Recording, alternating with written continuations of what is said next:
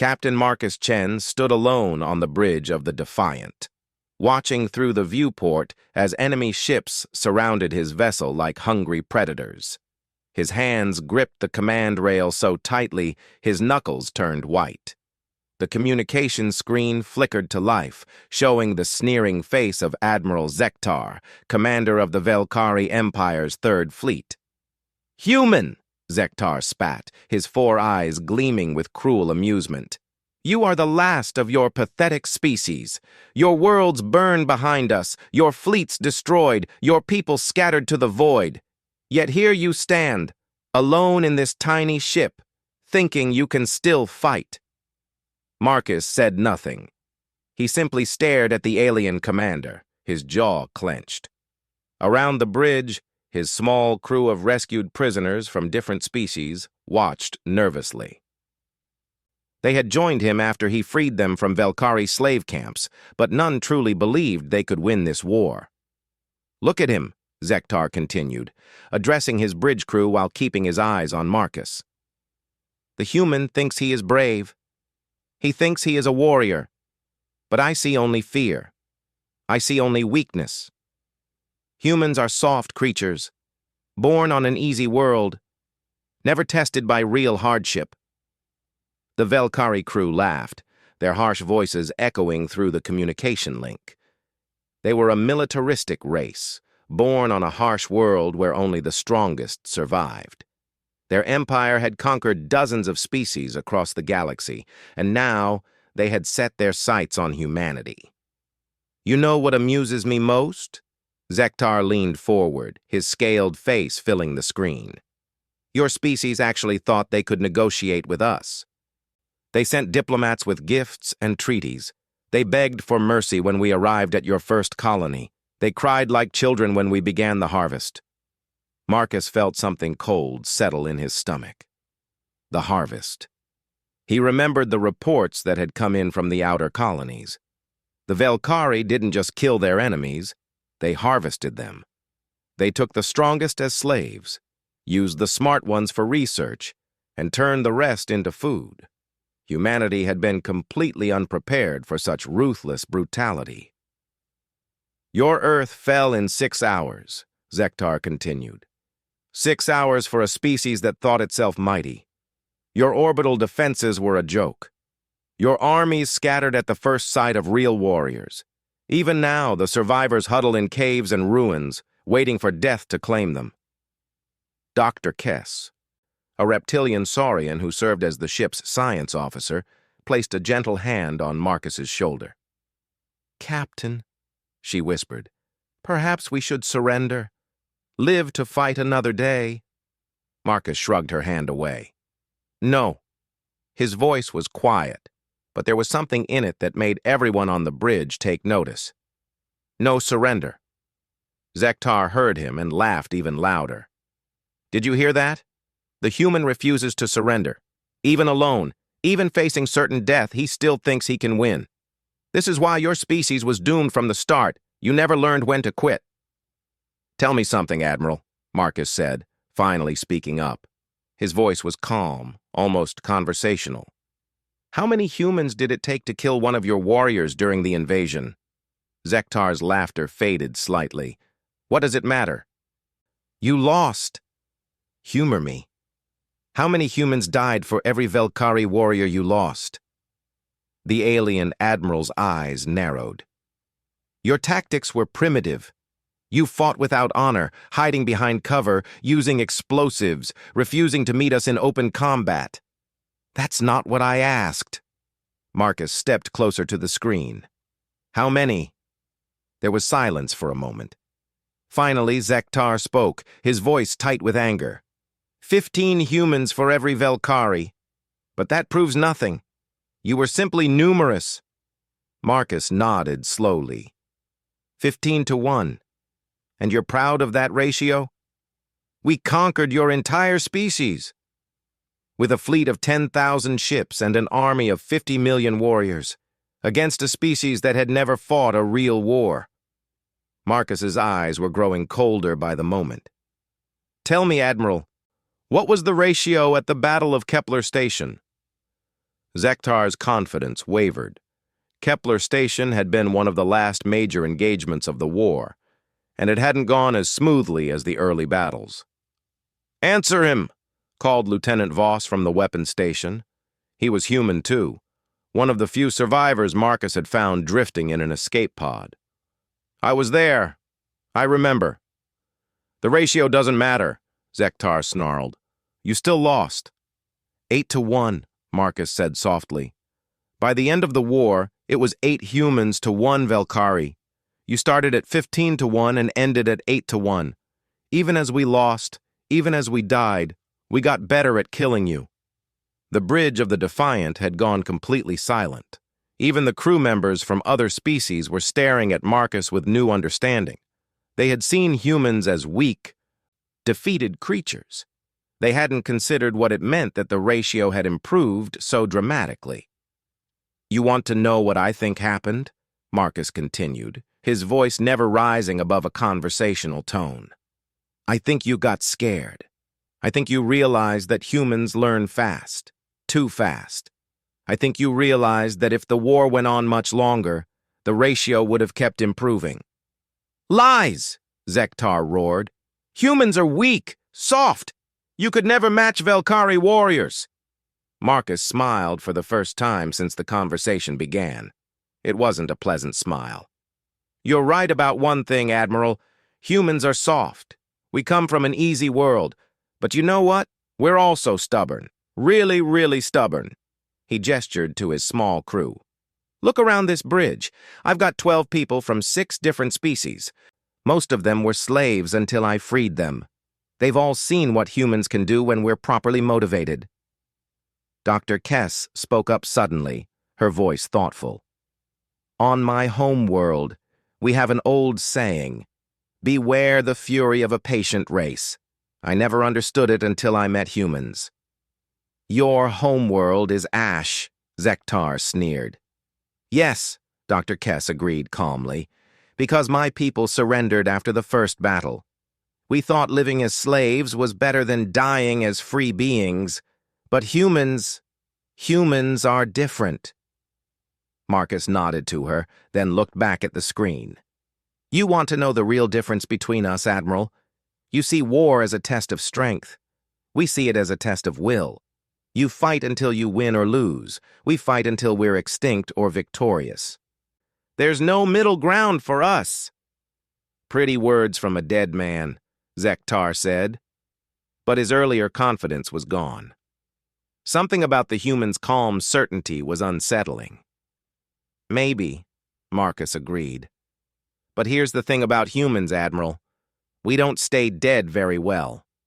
He gestured to Lieutenant Voss. "Voss here was supposed to die at Kepler Station. His ship was blown apart, his escape pod damaged. He should have suffocated in space. But he didn't. He survived on emergency rations for 3 weeks until I found him. You know why?" "Luck," Zektar said, but his voice lacked conviction. "Spite," Marcus corrected. "Pure, concentrated spite. He was so angry at your people for killing his family that he refused to die. Spite kept him alive when everything else failed." Voss nodded grimly. "I had things to do. People to kill." Marcus turned to another crew member, a young woman named Sarah, who operated the ship's communications. Sarah here was supposed to die on Earth. She was just a civilian, working in a museum when your forces landed. But she made it to an escape pod and off-world. You know how? "I don't care," Zektar said. "She killed 6 Velkari soldiers with a mining laser. A civilian with no military training killed 6 of your elite warriors because they made the mistake of trying to take her prisoner instead of just shooting her." Sarah shrugged. "They were between me and the exit. I needed to leave." Marcus's smile was getting wider, and somehow that made it more frightening. "See, that's the thing about humans, Admiral. We're not naturally warriors like your people. We're naturally survivors. When you back us into a corner, when you threaten what we care about, we don't just fight back. We adapt." "Enough!" Zektar's composure was starting to crack. "You're all dead. This conversation is over. Is it? Marcus asked mildly. Because I haven't told you the best part yet. Despite himself, Zektar waited. The best part is that I'm not the last human. Marcus's voice was soft, almost gentle. Oh, I know your intelligence reports say I am. I know you've hunted down every human ship, every refugee convoy, every hidden colony. But here's what you don't understand about my species, Admiral. He paused, letting the silence stretch. We're really, really good at hiding. Before Zektar could respond, alarms began blaring on the Velkari command ship. Through the communication link, Marcus could hear panicked voices shouting in the alien language. What? Zektar spun around, looking at his tactical display. Unknown ships decloaking, one of his officers reported. Hundreds of them. They're everywhere. Marcus nodded calmly. Remember what I said about humans being stubborn? Well, we've been planning this for a while. See, the thing about being seemingly extinct is that nobody expects you to have a functioning intelligence network. On the main screen, Velkari warships began exploding one by one as human vessels appeared out of nowhere, their weapons already firing. They were smaller than the alien ships, built for stealth rather than raw power, but there were so many of them. Impossible, Zektar snarled. Our sensors showed no ships in this system. Your sensors are designed to detect ships like yours, Marcus explained patiently. Big, powerful, radiating energy signatures. Human ships are different now. We learned to build them small, quiet, and very, very angry. The tactical display showed dozens of human vessels swarming the Velkari fleet, like hornets attacking a group of bears. They moved in perfect coordination, striking fast and hard before disappearing back into the void. You see, Admiral, you made one crucial mistake when you exterminated humanity, Marcus continued. You left a few of us alive, and humans have this really annoying habit of coming back from the dead. A new voice came over the communication channel, crisp and professional. Captain Chen, this is Admiral Rebecca Torres commanding the Free Human Fleet. Sorry we're late to the party. Marcus grinned. No problem, Admiral. I was just explaining to our friend here why it's a bad idea to write off humanity. Did you tell him about the other fleets? Torres asked. Other fleets? Marcus looked surprised. Oh, that's right. Admiral Zektar, meet Admiral Torres. She's commanding our second fleet. The first and third fleets are currently visiting your home systems. I hear the weather's lovely this time of year. Zektar's face went pale beneath his scales. You're lying. You can't have rebuilt your fleet so quickly. It's been less than 2 years since Earth fell. You're right, Marcus agreed. We couldn't have rebuilt our fleet that quickly. But here's the thing. We never lost it in the first place. The Velkari admirals stared at him in confusion. You attacked our colonies, our orbital installations, our obvious military targets, Marcus explained. But humans have been exploring space for centuries. We have hidden bases, secret shipyards, research stations that don't appear on any official charts. When you came for our public fleet, our shadow fleet was already out there, waiting. As he spoke, more and more Velkari ships were exploding on the tactical display. The aliens had superior technology and more powerful weapons, but they were outnumbered 10-1 and completely caught off guard. The survivors from Earth, from the colonies, they didn't just hide, Marcus continued. They regrouped, they rebuilt, they got very, very angry, and now they're here. Zektar's ship shuddered as human torpedoes struck its hull. This changes nothing, he roared. We have hundreds of fleets, thousands of worlds. Had, Marcus corrected gently. Past tense. You see, while you were busy hunting down the last few human refugees, the Free Human Fleet has been visiting your empire. We've been learning about your people, your technology, your tactics. He gestured to his diverse crew. We've also been making friends. Turns out a lot of species don't appreciate being conquered and enslaved. They're very motivated to help once they see that the Velkari Empire can bleed. Dr. Kess spoke up again. My people are rising on 17 worlds. The Andorians have retaken their home system. The Talvari Confederacy has declared independence. Revolution is spreading across your empire like wildfire, Marcus added. Funny how that happens when people realize their oppressors aren't invincible. Zektar's ship was listing now, atmosphere venting from multiple breaches. Around it, the remainder of his fleet was being systematically destroyed by the swarming human vessels. This is impossible, he whispered. We are the strongest. We are the ultimate warriors. Marcus's expression grew cold. No, Admiral. You're bullies. There's a difference. Bullies are strong until someone stronger comes along. Warriors fight until the job is done. He leaned forward, his voice dropping to barely above a whisper. And the job isn't done. The communication screen flickered and went dark as Zektar's ship suffered a catastrophic explosion. Around the Defiant, the last few Velkari vessels were either surrendering or burning. Marcus turned to his crew, who were all staring at him with a mixture of awe and fear.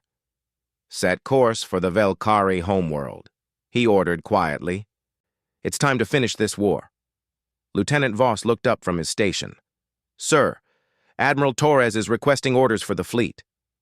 Marcus was quiet for a long moment, looking out at the stars. When he spoke again, his voice carried a weight that made everyone on the bridge shiver. Tell her to give the Velkari the same mercy they gave Earth.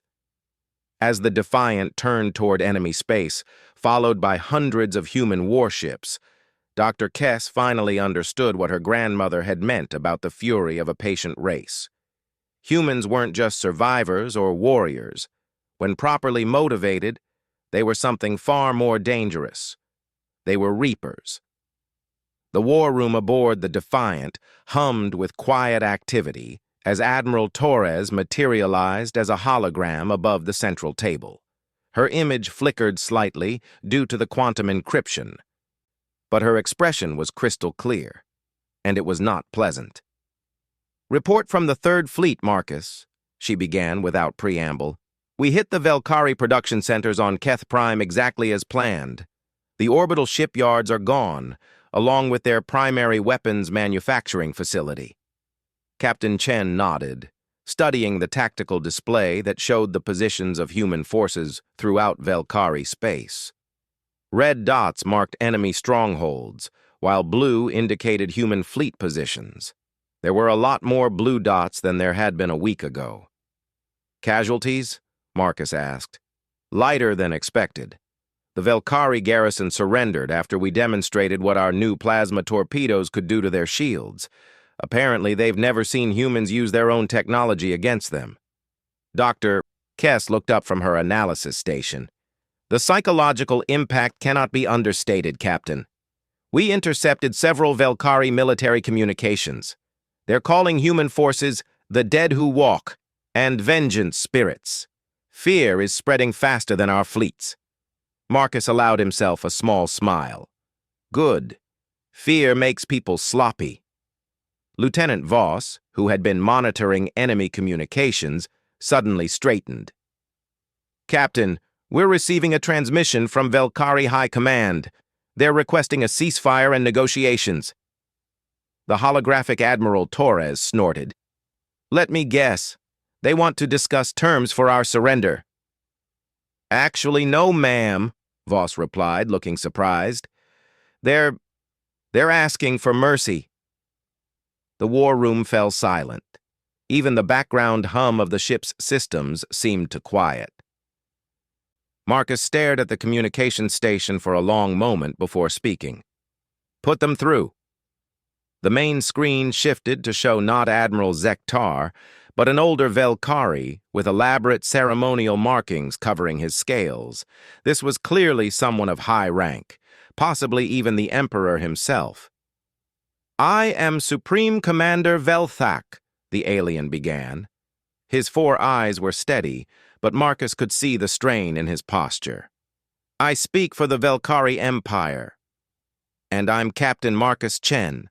Marcus replied evenly. I speak for the dead. Velthak flinched at the words. Captain, we have underestimated your species. This is clear. We wish to discuss terms for ending this conflict. Terms? Marcus leaned back in his chair. What kind of terms? A ceasefire. Return to pre-war boundaries. Perhaps reparations for the damage to human colonies. Dr. Kess translated quietly for the non-human crew members, but everyone understood the meaning. The Velkhari, who had never retreated from a fight in their recorded history, were trying to negotiate their way out of total destruction. Marcus was quiet for so long that Velthak shifted uncomfortably. When the human captain finally spoke, his voice was soft and conversational. Tell me, Supreme Commander, what were the terms your empire offered humanity when you invaded our space? That was different. We were expanding our territory. It is the way of strong species to— What terms? Marcus interrupted. Velthak's shoulders sagged slightly. No terms were offered. We do not negotiate with prey species. Prey species. Marcus nodded. And what happened to human civilians on Earth? The ones who couldn't fight back? They were processed according to standard protocols. Processed. Marcus's voice remained calm, but something deadly was growing behind his eyes. Could you be more specific? For the record. Velthak looked like he wanted to end the transmission, but he was clearly desperate enough to continue.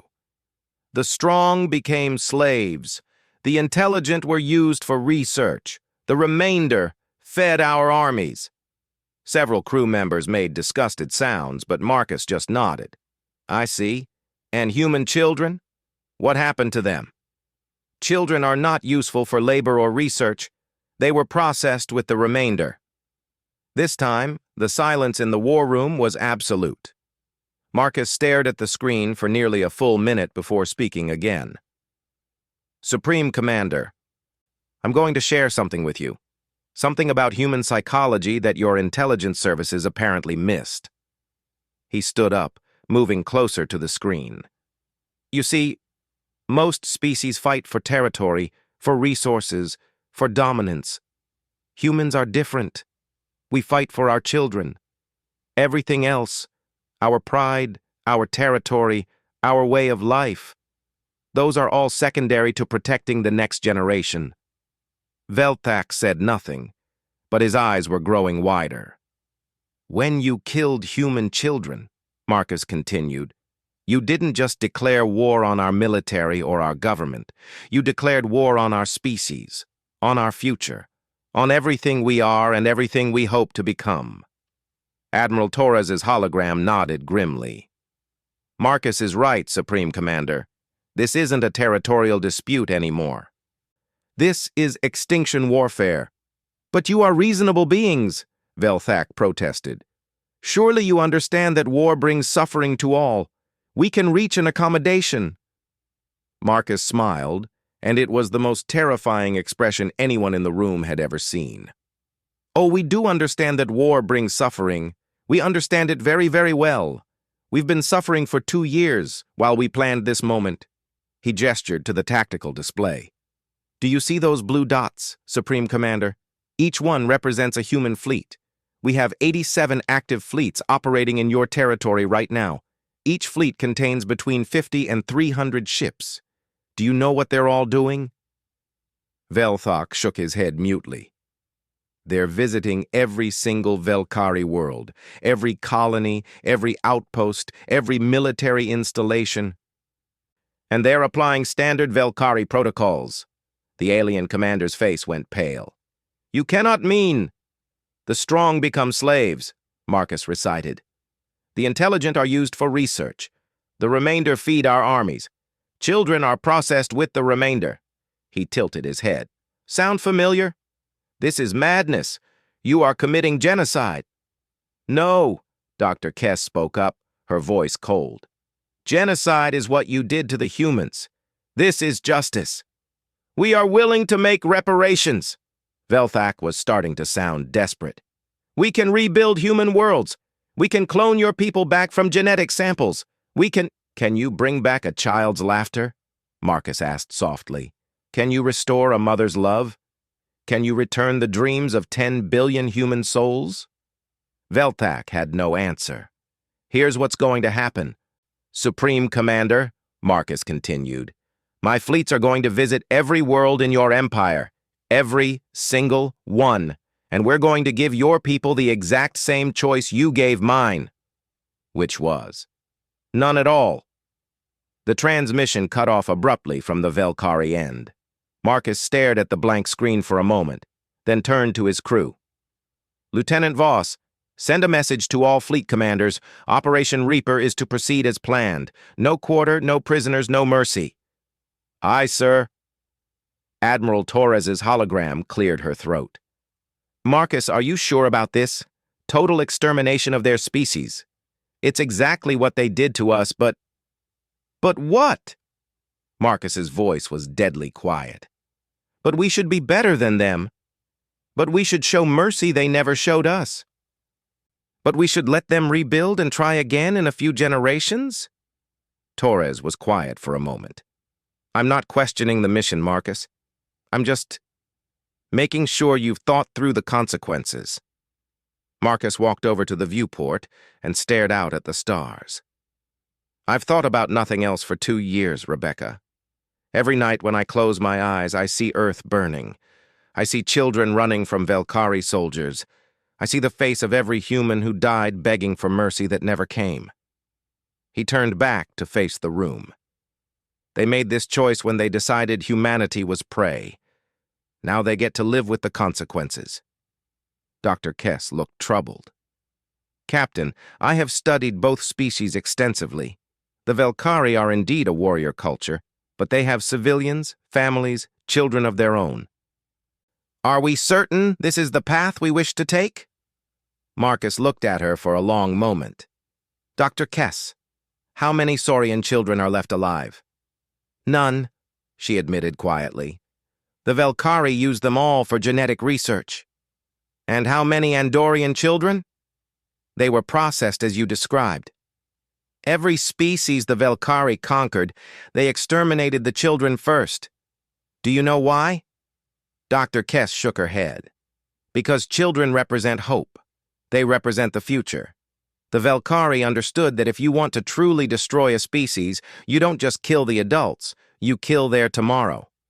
He gestured to the tactical display. They made a calculated decision to commit genocide against every species they encountered. They made that decision based on cold, rational military strategy. Now we're making the same calculation. Lieutenant Voss looked up from his station. Captain, we're receiving reports from the 5th Fleet. They've reached the Velkhari agricultural world of Nethvul. Population approximately 40 million, mostly civilians. Marcus didn't hesitate. Standard protocol, no survivors. Sir, Voss said carefully, Admiral Hayes is requesting confirmation. There are children on that world. The war room fell silent again. Every eye was on Marcus, waiting to see if he would flinch, if he would show the mercy that had been denied to his own species. Marcus looked around the room at faces representing 6 different species, all of them refugees from Velkhari aggression, all of them survivors of attempted genocide. When he spoke, his voice was steady and calm. Velkhari children grow up to be Velkhari warriors. Velkhari warriors grow up to conquer and consume other species. The cycle ends here. He paused, then added, Tell Admiral Hayes to proceed, and remind all fleet commanders, we're not here to be better than the Velkhari. We're here to make sure they never exist to threaten anyone ever again. Lieutenant Voss nodded and sent the message. Within minutes, reports began coming in from across Velkhari space. World after world fell to the human fleets, their populations processed according to the same brutal protocols the Empire had used for centuries. Admiral Torres watched the tactical display update in real time. Marcus, at this rate, the Velkhari Empire will cease to exist within 6 months. Good, Marcus replied. That's the timeline we planned for. Dr. Kess was studying her biological analysis data when she suddenly looked up. Captain, I'm detecting something unusual in the Velkhari genetic structure. Their reproductive rate is much slower than we initially calculated. How much slower? A female Velkhari only produces offspring once every 8 years, and the gestation period is nearly 3 years. If we eliminate their current population, it would take them centuries to rebuild to meaningful numbers, even if some survived. Marcus considered this information. Change of orders to all fleets. Leave exactly 1% of the population alive on each world. Enough to remember what happened, not enough to ever threaten anyone again. That's still genocide, Admiral Torres pointed out. No, Marcus corrected. Genocide is what they did to us. This is ensuring it never happens again. As reports continued to flow in from across the galaxy, it became clear that the Velkhari Empire was collapsing faster than anyone had anticipated. Their military couldn't be everywhere at once, and their rigid command structure was crumbling under the chaos of simultaneous attacks.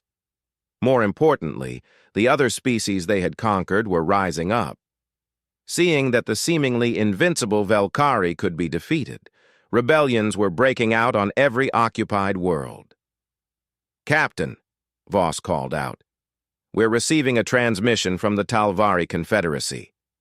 They're reporting that their homeworld is free for the first time in 30 years.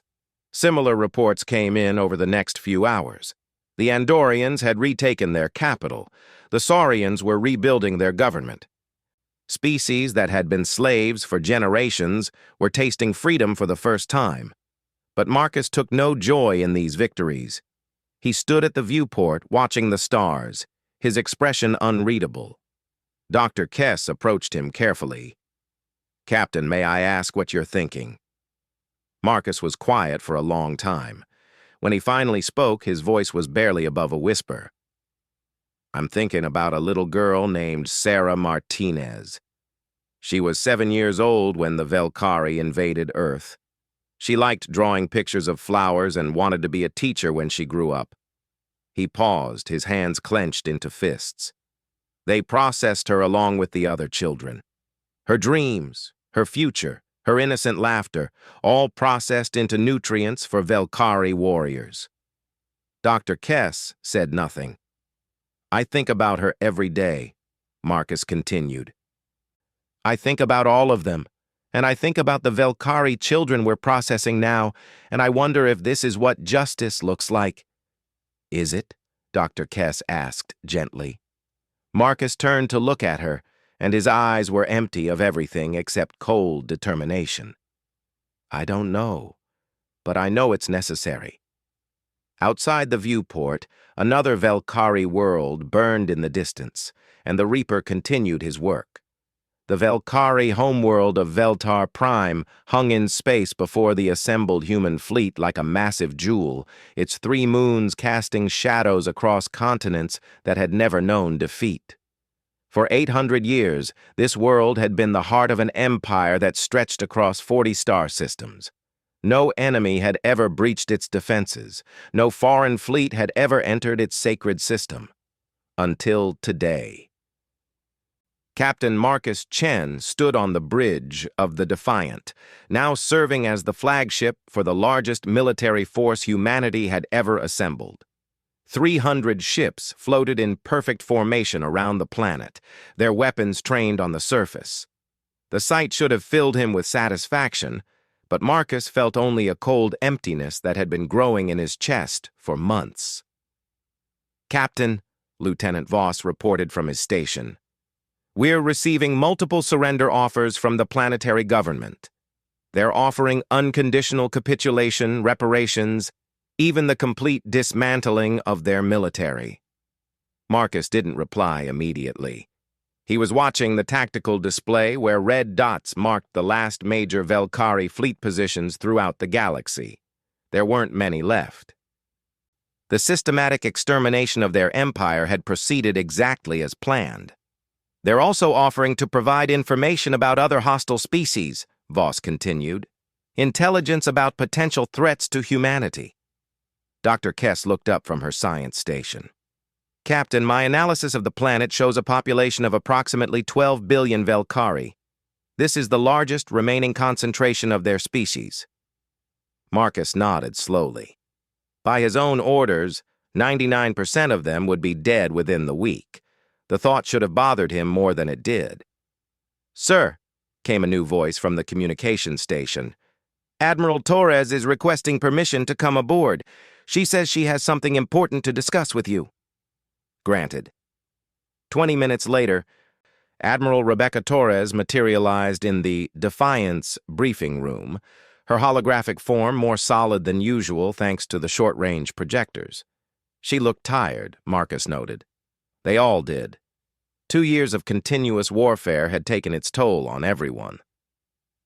Marcus, she began without preamble, we need to talk. He gestured to a chair, though she couldn't actually sit in it. What's on your mind, Rebecca?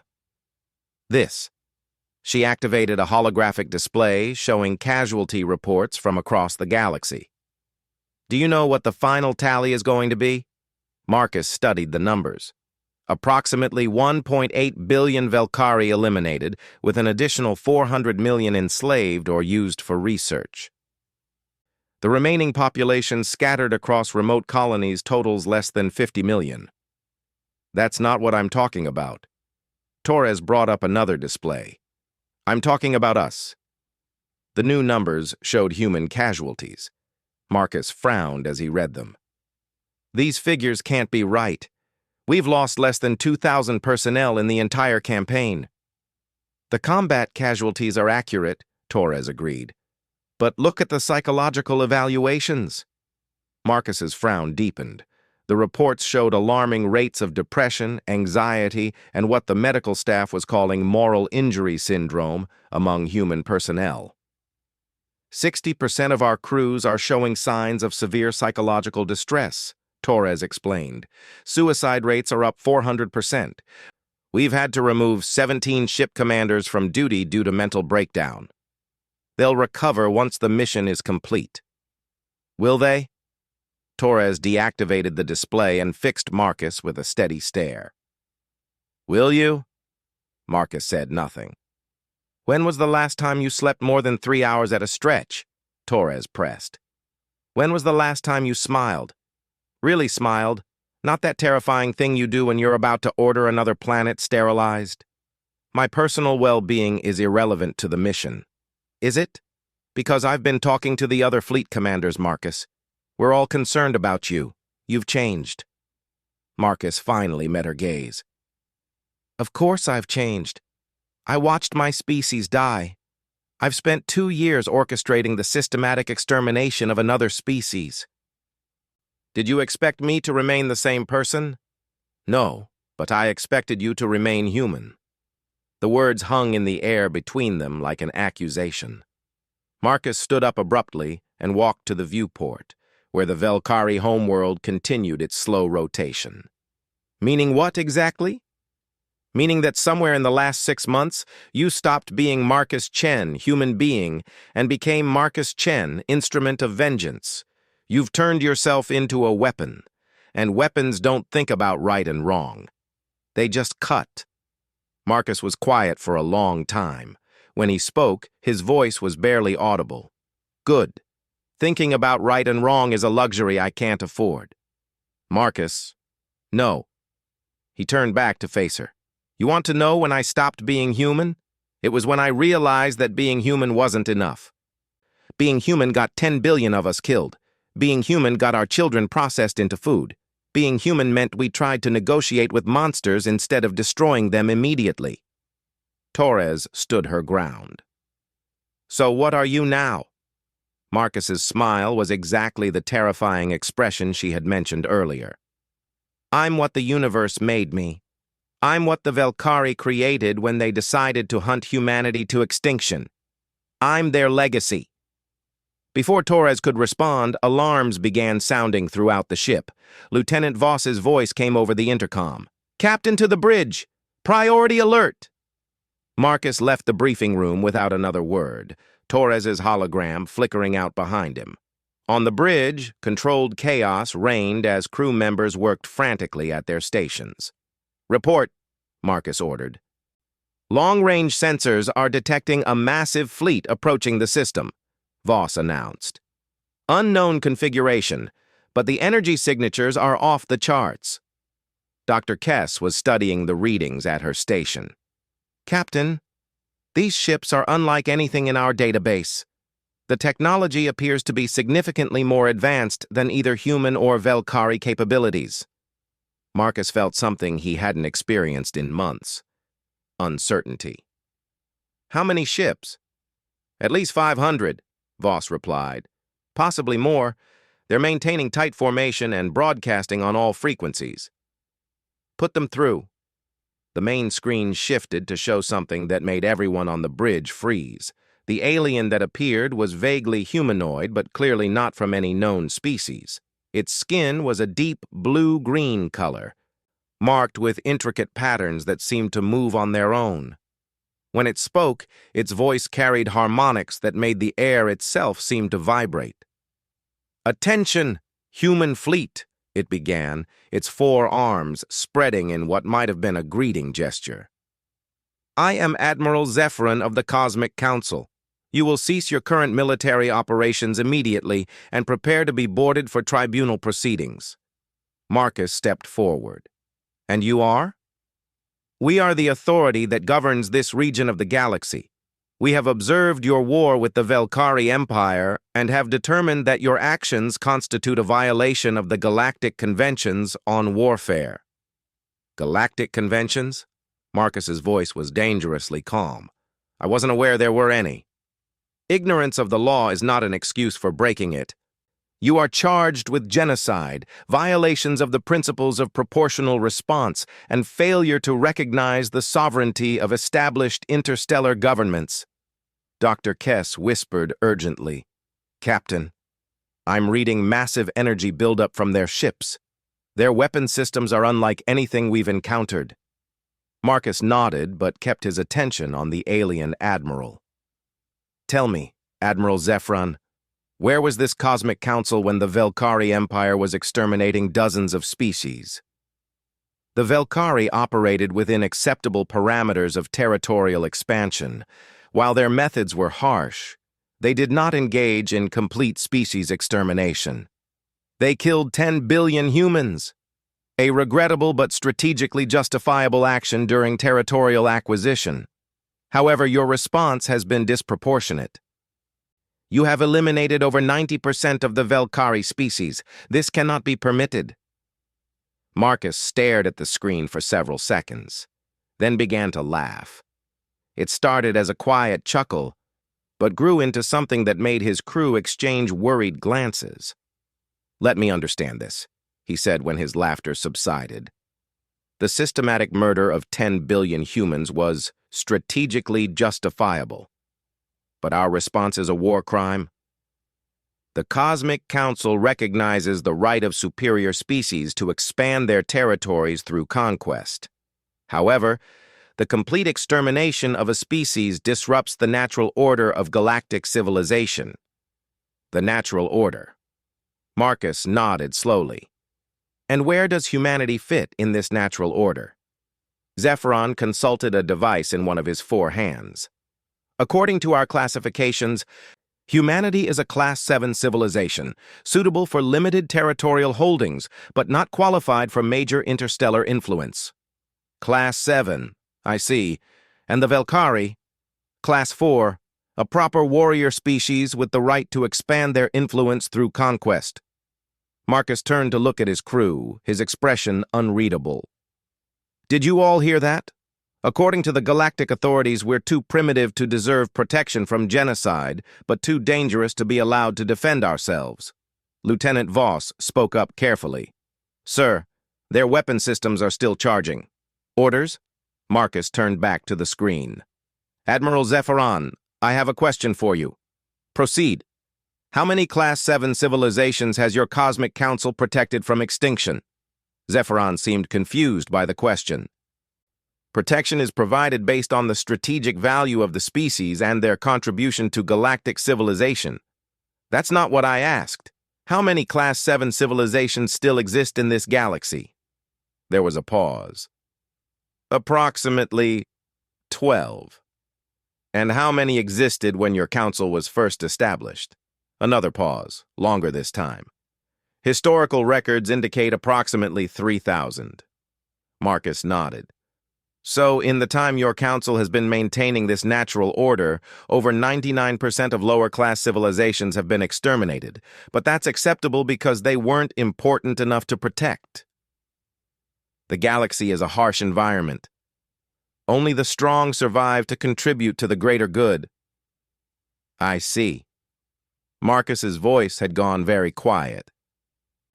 And now that a Class 7 civilization has demonstrated the ability to exterminate a Class 4 civilization, you've decided to intervene, not to protect the weak, but to protect the strong from the consequences of their actions. Admiral Torres's hologram reappeared on the bridge. Marcus, I'm reading the same energy signatures from their fleet that Rebecca is. Whatever these ships are capable of, it's beyond our current technology. Marcus ignored her. Admiral Zephron, I'm going to make you an offer.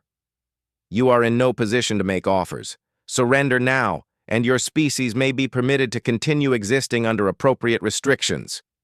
My offer is this. Leave this system immediately, and I won't add the Cosmic Council to my list of extinct civilizations. The bridge fell silent. Even Torres's hologram flickered with surprise. Zephron's forearms spread wider in what was clearly a threat display. You cannot be serious. Our technology is centuries ahead of yours. Our fleet could destroy your entire force without sustaining significant casualties. Marcus smiled, and it was the most terrifying expression anyone in the room had ever seen. You're probably right. But here's what you don't understand about humans, Admiral. We don't care about casualties anymore. We don't care about survival. We only care about making sure that anyone who threatens us pays a price so high that nobody else ever makes the same mistake. He gestured to the tactical display. You see those ships surrounding this planet? They're not just warships. They're also carrying something we developed specifically for situations like this. What are you talking about? Dr. Kess had gone pale. Captain, you can't mean... Stellar Cascade torpedoes, Marcus announced calmly. We reverse-engineered them from Velkari Starkiller weapons and made some improvements. Each one can destabilize a star's fusion process, causing it to go nova. Zephron's confidence wavered slightly. Such weapons are banned under galactic law. Your galactic law, Marcus corrected.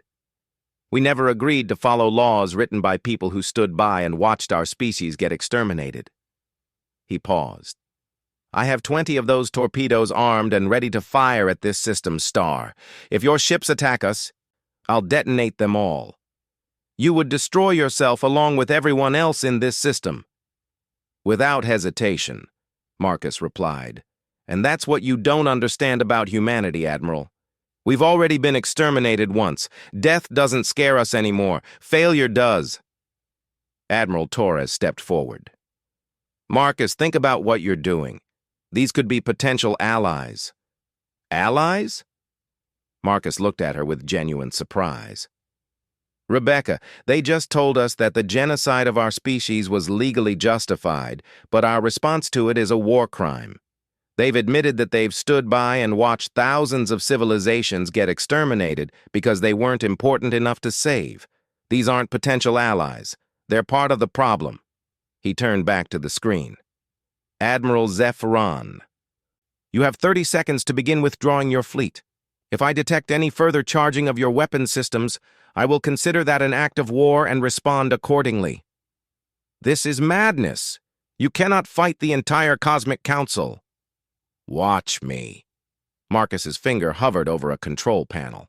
20 seconds. Dr. Kess spoke urgently into her communication device, transmitting data to all human ships in the system. All vessels stand by for emergency protocols. Stellar Cascade torpedoes are armed and ready. 10 seconds, Marcus announced. Zephyron's 4 arms were now moving frantically over his control surfaces. Council fleet, emergency withdrawal. All ships, immediate jump to hyperspace. 5 seconds. We're jumping. We're jumping.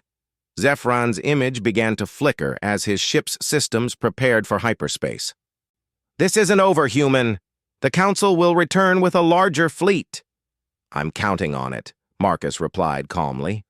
The screen went dark as the alien fleet vanished into hyperspace.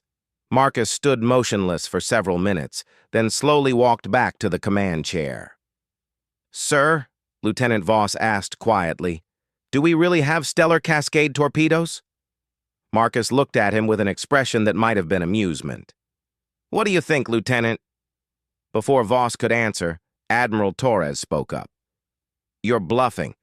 Those weapons don't exist. Marcus turned to her hologram. Don't they? How can you be sure? Because I know you, Marcus. You're not the kind of person who would build weapons that could destroy entire star systems. Marcus was quiet for a long time. When he spoke, his voice was soft and very, very tired. 2 years ago, you would have been right. But that person died on Earth along with everyone else. He looked around the bridge at his crew.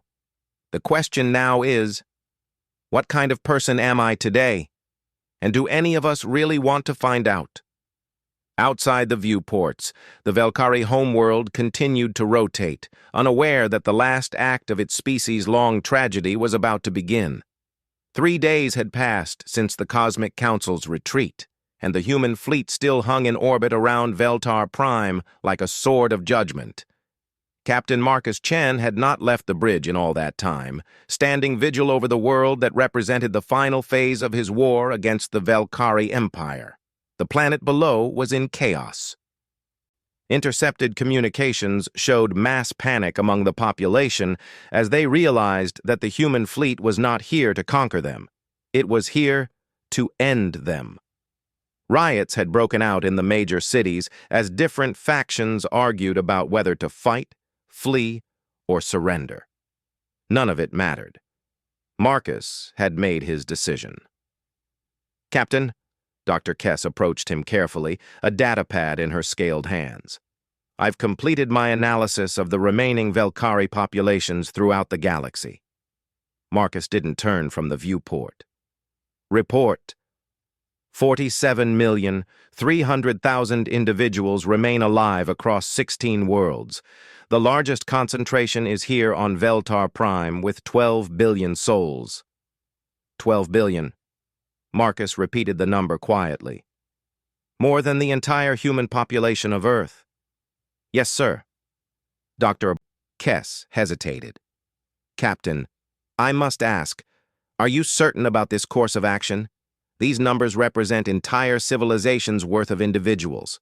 Families, children, artists, scientists. They represent the continuation of a species that chose genocide as a tool of expansion, Marcus replied without emotion. Every one of them is a potential future threat to every other species in the galaxy. Lieutenant Voss looked up from his communication station. Sir, we're receiving another transmission from the planetary government. The Emperor himself wishes to speak with you. Put him through. The main screen activated to show an elderly Velkhari in elaborate robes.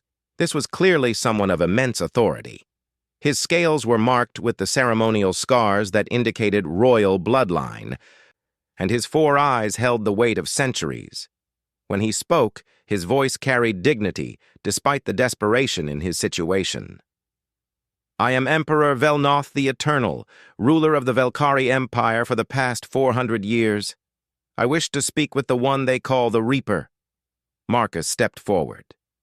I'm Captain Marcus Chen. I assume you have something to say before I finish what your people started. Indeed. The Emperor straightened, showing no fear despite his circumstances. I wish to offer you something that may change your mind about exterminating my people. I'm listening. Velnoth gestured, and the screen split to show what appeared to be a massive underground chamber filled with thousands of transparent containers. Inside each container, Marcus could see a small form floating in some kind of suspension fluid. "These are the children of every species my empire has conquered over the past 800 years, the Emperor announced. "We preserve genetic samples and, in some cases, actual specimens for research purposes. Your human children are here. They can be restored, cloned, brought back to life." The bridge fell completely silent. Marcus stared at the screen, his face showing the first real emotion anyone had seen from him in months. "You're lying," he said finally. "I am not. We have preserved samples from over 12,000 species. Your Earth was thoroughly cataloged before its destruction. Every major population center, every genetic line. We can restore not just your species, but every species we have ever conquered." Dr. Kess stepped forward, her scientific training taking over. "Captain, if this is true, the ethical implications are staggering. We could literally bring back billions of individuals from extinct civilizations." Admiral Torres's hologram materialized on the bridge, having monitored the transmission from her flagship. "Marcus, this changes everything. If they're telling the truth, Marcus interrupted, then they've been keeping the souls of murdered children in jars for 800 years. They've had the ability to restore entire species, and chose not to do it." Emperor Velnoth raised one of his 4 hands. "The technology to successfully restore complex life forms has only recently been perfected.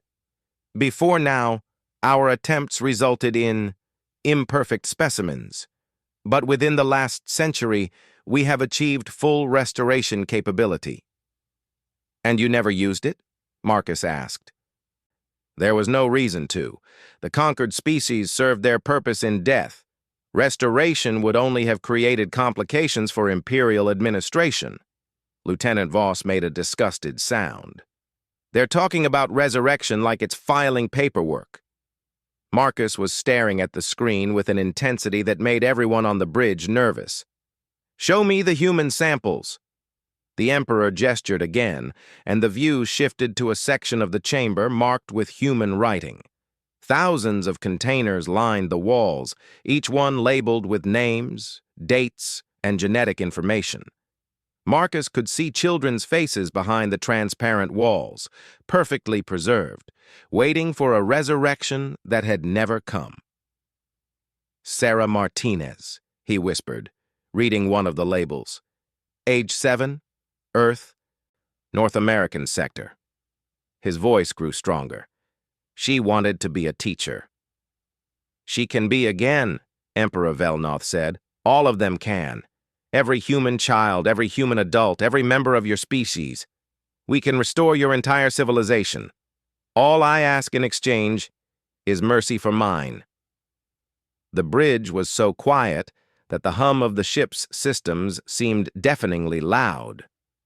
Marcus continued to stare at the containers, holding the preserved children of Earth, his hands clenched into fists so tight his knuckles were white. "Captain," Dr. Kess said softly, "we could have our people back, all of them. 20 billion humans could live again," Admiral Torres added. "Every person who died in the war could be restored." Marcus turned away from the screen and walked to his command chair. When he sat down, his movement was slow and deliberate, like an old man settling into a familiar routine. "Emperor Velnoth," he said without looking at the screen, "I want you to answer a question for me." "Of course."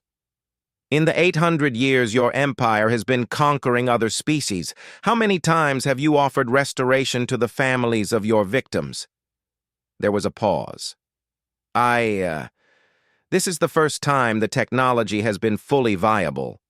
"That's not what I asked. How many times have you offered to bring back someone's children in exchange for peace?" Another pause, longer this time. This is the first time such an offer has been made." Marcus nodded slowly. "And why is that, Your Majesty? Why offer this miracle now to humans when you've never offered it before?" Emperor Velnoth's composure finally cracked slightly. Because your species has proven to be uniquely persistent in seeking vengeance. No, Marcus said quietly, because this is the first time you've been afraid. He stood up and walked back to the viewport, where the planet below continued its slow rotation. For 800 years, your people have committed genocide without consequence. You've exterminated entire civilizations, stolen their children, and used their genetic material for research, and no one ever made you pay a real price for it. We are offering to make amends. You're offering to return stolen property to avoid being destroyed by the people you stole it from, Marcus corrected. It's not righteousness, Your Majesty. It's fear. Dr. Kess approached him again. Captain, regardless of their motivations, the offer is real. We could have our people back. We could restore humanity. Marcus looked at her for a long moment, then at Admiral Torres's hologram, then at his bridge crew. Could we? Could we really? The technology exists, Dr. Kess insisted. If they can truly restore complex life forms, that's not what I'm asking. Marcus's voice had grown very soft. I'm asking if we could really have our people back. The real people. The ones who lived and loved and dreamed before they died. He gestured to the screen, where the preserved children were still visible. Are those really children, Dr. Kess? Or are they just biological copies with implanted memories? If we bring back Sarah Martinez, will she really be Sarah Martinez? Or will she be a clone who thinks she's Sarah Martinez? The question hung in the air like a challenge. Dr. Kess opened her mouth to answer, then closed it again. Even if the restoration is perfect, Marcus continued, even if they come back with every memory intact, they'll still know they died. They'll know they were murdered. They'll know they spent years floating in Velkari preservation chambers while their killers used their genetic material for research. Admiral Torres spoke up. Marcus, that's something they could work through. With time and help, could they? Marcus turned to face her hologram. Could you work through knowing that you'd been murdered, preserved like a specimen, and brought back only because your killers were afraid of being exterminated in return? The bridge fell silent again. There's something else, Marcus continued, something none of you have considered. If we accept this offer, if we let the Velkari Empire survive in exchange for getting our people back, what message does that send to the galaxy? Lieutenant Voss frowned. Sir? It tells every aggressive species out there that genocide is acceptable as long as you keep genetic samples. It tells them that the worst crime imaginable can be forgiven if you offer to undo it when you get caught. Marcus walked back to the screen, where Emperor Velnoth was waiting with growing desperation. Your Majesty, let me tell you what's going to happen. I'm going to destroy your empire. I'm going to ensure that your species becomes extinct, and I'm going to do it while looking at the faces of every human child you've kept preserved in your chambers. But why? The Emperor's dignity finally cracked completely. You could have them back. You could have your entire species back! Marcus smiled, and it was the most terrifying expression anyone had ever seen. Because some things are more important than getting what we want. Some principles are more important than personal happiness. He gestured to his crew. Everyone on this bridge has lost everything. Dr. Kess lost her entire species. Lieutenant Voss lost his family. Admiral Torres lost her children. We've all sacrificed everything for this mission. And now we can undo those sacrifices, Torres protested. We can bring them all back. Can we? Marcus asked. Or would we just be trading justice for the illusion of resurrection? He turned back to the Emperor. Your Majesty, your offer proves something I've suspected all along. Your species doesn't understand the difference between existing and living. You think preservation is the same as life. You think genetic material is the same as a soul. I don't understand. No, you don't. And that's why your species has to end. Marcus's voice was completely calm now, devoid of any emotion. Because you've turned life into a commodity. You've turned children into research materials. You've turned existence into a tool for negotiation. He walked to the weapons control station. Humanity is extinct, Your Majesty. We died on Earth 2 years ago. What you're looking at now isn't a human fleet. It's a ghost fleet, crewed by the spirits of the dead, carrying out justice for crimes that can never be forgiven. Captain, Dr. Kess said urgently, please reconsider. The children are already dead, Marcus replied. What you see in those containers are just echoes, beautiful, perfect echoes, but echoes nonetheless. He began entering targeting coordinates. Lieutenant Voss, signal all ships to prepare for planetary bombardment. Standard protocol. No survivors. Sir, Voss said carefully, the Emperor's offer still stands. We could... Lieutenant, Marcus's voice carried absolute authority. Relay my orders. Voss hesitated for a moment, then began transmitting to the fleet. Around the planet, 300 human warships powered up their weapons systems. Emperor Vel-Noth made one last desperate attempt. If you destroy us, you destroy any chance of bringing back your people. Their genetic patterns will be lost forever. Marcus looked at him with something that might have been pity. Your Majesty, my people were lost forever the moment you decided they were prey. What you're offering isn't resurrection. It's the ultimate violation. You want to bring them back as your final victims. I don't understand. You want to restore them so that their deaths will mean nothing. You want to undo their sacrifice so that your crimes will be forgiven. You want to make it so that none of this mattered. Marcus's finger hovered over the firing control. But it does matter. Their deaths matter. Their suffering matters. Their courage in the face of extinction matters. And the only way to honor that is to ensure that what happened to them never happens to anyone else. Please, the Emperor whispered. Marcus pressed the button. The bombardment began in silence, spaceborne weapons reaching down to touch the surface of Veltar Prime with cleansing fire. Cities that had stood for millennia vanished in seconds. Continents reshaped themselves under the pressure of directed energy. Oceans boiled away into steam, and in the underground preservation chambers, 12,000 species worth of genetic material and preserved specimens burned along with everything else. Dr. Kess was crying, though she didn't seem to realize it. Captain, we just destroyed our only chance to bring them back. Marcus watched the planet die with no expression on his face. No, Dr. Kess. We just ensured that they didn't die for nothing. Admiral Torres's hologram flickered with distress. Marcus, what have you done? What have we done? Marcus turned away from the viewport and began walking toward the bridge exit. We finished the job.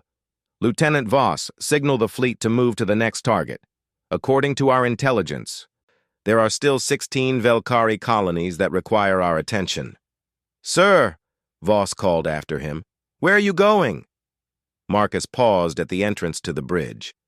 To my quarters, to remember every face of every human child I'd just condemned to permanent death, to carry that weight for the rest of my life. He looked back at his crew one final time. Because that's what justice costs sometimes, and somebody has to be willing to pay it. As the bridge doors closed behind him, the bridge crew sat in stunned silence, watching through the viewport as the last major concentration of Velkari life in the galaxy died in nuclear fire. Dr. Kess was the first to speak, her voice barely a whisper. Are we the heroes of this story, or are we the monsters? Lieutenant Voss looked at the tactical display, where 16 more red dots marked the remaining Velkari colonies scattered throughout the galaxy. Does it matter? Either way, we're going to finish this. Admiral Torres's hologram stared at the burning planet for a long time before responding. I think we stopped being heroes the day Earth died, and we stopped being human the day we decided that was acceptable." She paused, then added, "But maybe that's what the galaxy needed. Not heroes, not humans, just reapers." Outside the viewport, Veltar Prime continued to burn, its death marking the end of an empire that had ruled through fear for 8 centuries. In the distance, the human fleet was already preparing to jump to hyperspace, carrying their terrible mission to its final conclusion. The Reaper's work was nearly done. 3 months later, Lieutenant Voss filed the final report of the war. The Velkari Empire was extinct. Every world, every colony, every outpost had been reduced to radioactive ash. The species that had once boasted of conquering 40 star systems now existed only in historical records and in the nightmares of the humans who had destroyed them. The cost had been higher than anyone anticipated. Not in ships or lives. The human fleet had suffered minimal casualties. The cost had been measured in souls. Of the 50,000 humans who had participated in the extermination campaign, less than half returned to active duty afterward. The rest were discharged with what the medical staff called moral injury syndrome, the psychological damage that came from participating in actions that were necessary but unforgivable. Captain Marcus Chen was among the casualties. He was found in his quarters 3 days after the final Velkari world fell, having taken his own life with a single gunshot to the head. His final log entry contained only 4 words: "The debt is paid." Dr. Kess, now serving as the chief science officer for the reformed human government, often wondered if they had won the war or lost their humanity. The galaxy was certainly safer. No species would dare to attempt genocide against humans or their allies. The mere mention of the Reaper fleet was enough to end most diplomatic disputes. But late at night, when she looked up at the stars, she couldn't shake the feeling that something essential had died along with the Velkari Empire. Something that could never be restored, no matter how advanced the technology became.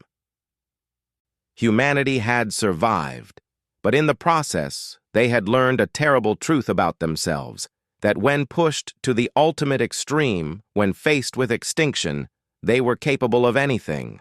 The galaxy remembered, and the galaxy feared, and perhaps that was enough.